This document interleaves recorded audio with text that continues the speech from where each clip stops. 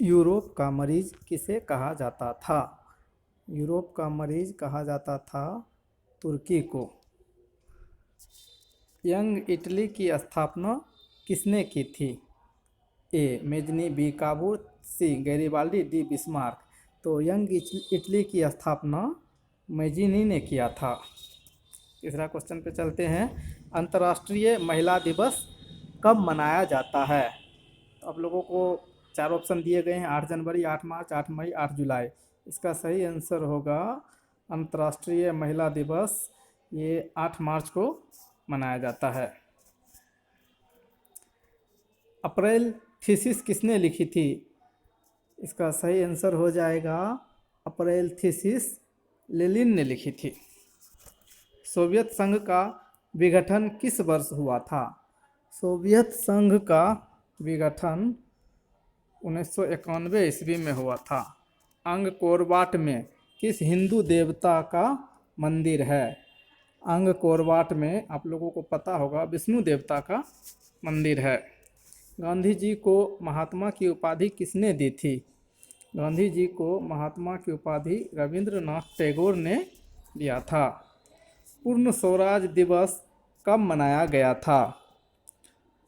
पूर्ण स्वराज दिवस कब मनाया गया था? इसके चार आंसर है। ए 26 जनवरी, बी 26 जनवरी 1931, सी 26 जनवरी 1949, डी 26 जनवरी 1950। तो इसका सही आंसर हो जाएगा ए 26 जनवरी 1930। विधना कांग्रेस की अध्यक्षता किसने की थी? विधना कांग्रेस की अध्यक्षता मेटरनिख ने किया था। गुरु गोविंद सिंह का जन्म किस नगर में हुआ था? गुरु गोविंद सिंह का जन्म ये पटना में हुआ था। ईस्ट इंडिया कंपनी भारत से अफीम का निर्यात किस देश को करती थी? ईस्ट इंडिया कंपनी भारत से अफीम का निर्यात चीन को करती थी। रूसो किस देश का दार्शनिक था? रूसो फ्रांस का दार्शनिक था। किस घटना के विरोध में महात्मा गांधी ने अपनी कैसर ए हिंद की उपाधि त्याग दी थी? तो इसका सही आंसर जो है वो होगा जलियांवाला बाग हत्याकांड। किस वर्ष साइमन कमीशन भारत आया? साइमन कमीशन ये आया था 1927 ईस्वी में भारत। विश्व में सर्वप्रथम मुद्रण की शुरुआत कहाँ हुई? विश्व में सर्वप्रथम मुद्रण की शुरुआत चीन में हुई। हिंद चीन में कोलोन किन्हें कहा जाता था? हिंद चीन में कोलोन फ्रांसीसी नागरिक को कहा जाता था। इटली के एकीकरण में निम्न में से किसका संबंध नहीं है? इटली के एकीकरण में बिस्मार्क का संबंध नहीं है। युद्ध और शांति वार एंड पीस पुस्तक किसने लिखी? युद्ध और शांति वार एंड पीस पुस्तक किसने लिखी? तो इसका सही आंसर जो हो जाएगा टॉल्स्टॉय, जिनका पूरा नाम था लियो टॉल्स्टॉय। विश्वव्यापी आर्थिक संकट किस वर्ष आरंभ हुआ? विश्वव्यापी आर्थिक संकट 1929 ईस्वी में आरंभ हुआ। अखिल भारतीय ट्रेड यूनियन कांग्रेस की स्थापना कब हुई? अखिल भारतीय ट्रेड यूनियन कांग्रेस की स्थापना 1920 ईस्वी में हुआ था। रंगभेद के नीति के विरुद्ध आवाज़ किसने उठाई थी? रंगभेद की नीति के विरुद्ध आवाज़ उठाया था मार्टिन लूथर किंग ने। धर्म को समुदाय का मुख्य आधार मानने वाले व्यक्ति को कहा जाता है। धर्म को समुदाय का मुख्य आधार मानने वाले व्यक्ति को कहा जाता है ये जो है सांप्रदायिक। भारत में राष्ट्रीय महिला आयोग अधिनियम कब बना था? भारत में राष्ट्रीय महिला आयोग अधिनियम ये बना था 1990 ईस्वी में। भारत में संविधान सभा का गठन कब हुआ? संविधान सभा का गठन हुआ 1946 ईस्वी में। तेलंगाना राज्य का गठन कब हुआ? तेलंगाना राज्य का गठन हुआ था 2 जून 2014 ईस्वी को। चिपकू आंदोलन की शुरुआत किस राज्य से हुई? चिपको आंदोलन की शुरुआत जो था वो उत्तराखंड से हुआ था। लोकतंत्र का प्राण किसे कहा जाता है? लोकतंत्र का प्राण राजनीतिक दल को कहा जाता है। निम्नलिखित में से कौन एक राष्ट्रीय दल है? इसके 4 ऑप्शन है। ए है Janata Dal you, B DMK, C Bharatiya Janata party, D लोक जनशक्ति पार्टी। तो राष्ट्रीय दल जो है वो है सी भारतीय जनता पार्टी। भारत में लोकतंत्र की क्या चुनौती है? भारत में लोकतंत्र की चुनौती है जातिवाद। किसने कहा लोकतंत्र जनता के द्वारा तथा जनता के लिए शासन है? ये कहा था अब्राहम लिंकन ने। निम्नलिखित में से कौन सा कदम लोकतांत्रिक सुधार का सूचक है? लोकतांत्रिक सुधार का सूचक है पंचायती राज। अगला क्वेश्चन चलते हैं। इनमें से कौन सी राज्य की विशेषता नहीं है? राज्य की विशेषता सरकार नहीं होती है, बाकी जनसंख्या संप्रभुता ये तो राज्य की विशेषता होती है। कौन से संशोधन अधिनियम द्वारा सरकार को तीसरा स्तर बनाया गया था? तो इसका जो सही आंसर हो जाएगा 59वां संशोधन अधिनियम द्वारा। झारखंड राज्य का गठन कब हुआ? झारखंड राज्य का गठन जो था वो हुआ था आपको 15 नवंबर 2000 ईस्वी को। भारतीय संविधान की 8वीं अनुसूची में कितनी भाषाओं को स्थान दिया गया है? भारतीय संविधान की 8वीं अनुसूची में 22 भाषाओं को स्थान दिया गया। इसका सही आंसर बी हो जाएगा। भारत में प्रथम पंचवर्षीय योजना की शुरुआत कब हुई? भारत में प्रथम पंचवर्षीय योजना की शुरुआत ये जो हुआ था 1952 ईस्वी में हुआ था। बिहार में किस जिले की प्रति व्यक्ति आय सबसे कम है? प्रति व्यक्ति आय शिवहर का सबसे कम है। आधुनिक युग की प्रगति का श्रेय मुद्रा को ही है, यह कथन किसका है? यह कथन क्राउथर का है। बांग्लादेश की मुद्रा का नाम क्या है? बांग्लादेश की मुद्रा का नाम आप सभी लोगों को पता है, वहाँ मुद्रा को टका कहा जाता है। भारत में सहकारिता आंदोलन का प्रारंभ कब हुआ? भारत में सहकारिता आंदोलन का प्रारंभ 1904 ईस्वी में हुआ। भारत में कितने राष्ट्रीयकृत बैंक हैं? भारत में कुल जो है 19 राष्ट्रीयकृत बैंक हैं। मानव की न्यूनतम आवश्यकता क्या है? ये 42 का जो सही आंसर हो जाएगा वो ए रोटी कपड़ा और मकान।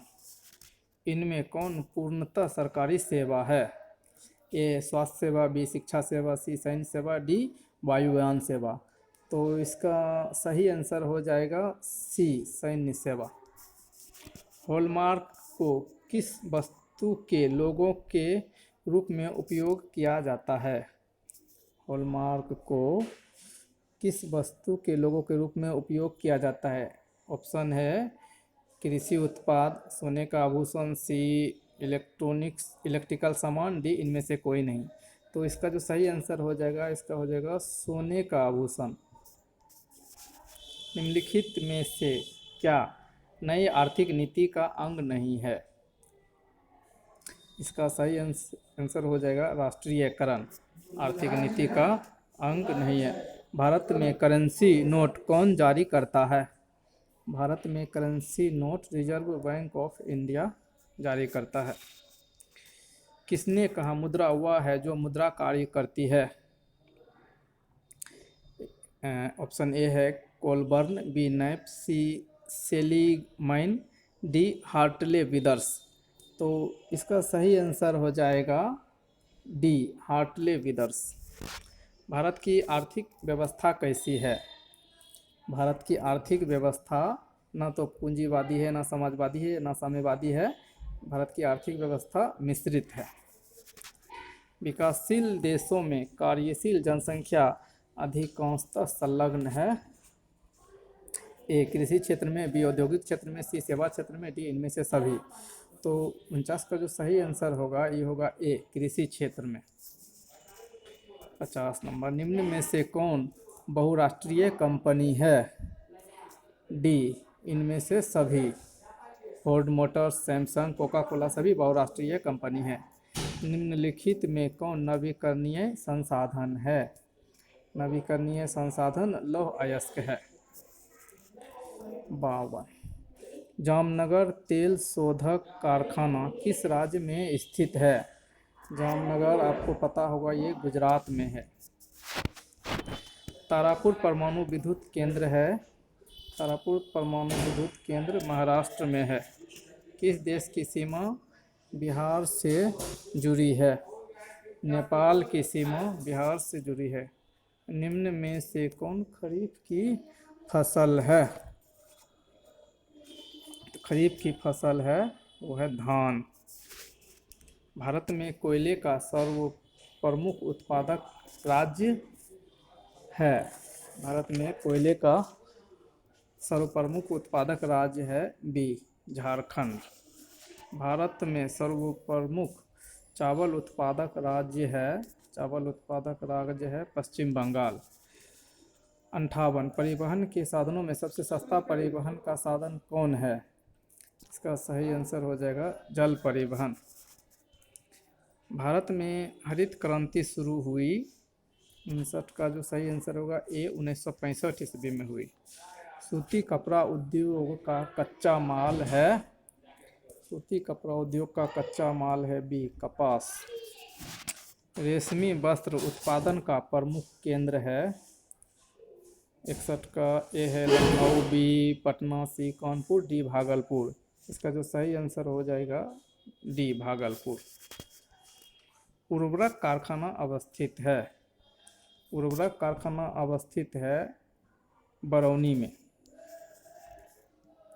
निम्नलिखित में से कौन रबी फसल है? ए ज्वार, बी जूट, सी गेहूँ, डी धान। तो रबी फसल आपको पता होगा कि गेहूँ है। पूर्व मध्य रेल का मुख्यालय कहाँ स्थित है? पूर्व मध्य रेल का मुख्यालय हाजीपुर में स्थित है। कहलगांव तापीय विद्युत परियोजना है, कहलगांव भागलपुर जिला में है। निम्नलिखित खनिजों में कोडरमा किससे संबंधित है? कोडरमा जो है वो बी, अभ्रक से संबंधित है। बिहार की किस नदी की उत्पत्ति अमरकंटक से हुई है? 67 नंबर का जो सही आंसर होगा वो होगा सोन नदी। सोन नदी की उत्पत्ति अमरकंटक से हुई है। निम्न में से कौन कृषि पर आधारित नहीं है? 68 नंबर का जो सही आंसर हो जाएगा डी, सीमेंट उद्योग। ये कृषि पर आधारित नहीं है क्योंकि यह पहाड़ को काट के पत्थरों से बनाया जाता है। 69, लौह अयस्क है, लौह अयस्क क्या है? और नवीकरणीय संसाधन। प्राकृतिक गैस पाई जाती है, प्राकृतिक गैस पाई जाती है खनिज तेल के साथ। निम्न में से कौन एशिया का सबसे बड़ा परमाणु शक्ति केंद्र है? एशिया का सबसे बड़ा परमाणु शक्ति केंद्र, आंसर इसका हो जाएगा ए, तारापुर। निम्नलिखित उद्योगों में से कौन सार्वजनिक क्षेत्र से संबंधित है? निम्नलिखित में से कौन सार्वजनिक क्षेत्र से संबंधित है? बोकारो लौह इस्पात उद्योग।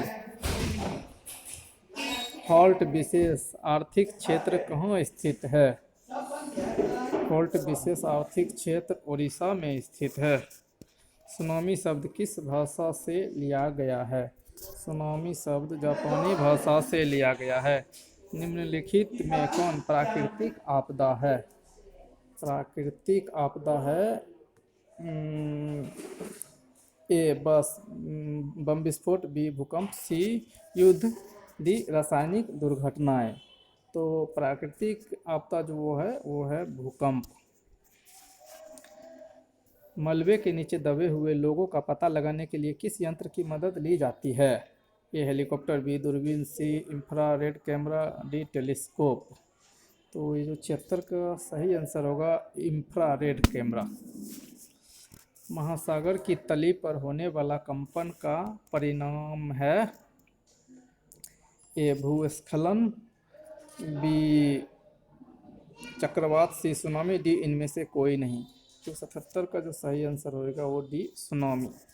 डॉक्टर मेधा पाटकर घनिष्ठ रूप से जुड़ी है। 78 का जो सही आंसर होगा सी नर्मदा बचाओ आंदोलन से। डॉक्टर मेधा पाटकर नर्मदा बचाओ आंदोलन से जुड़ी हुई है।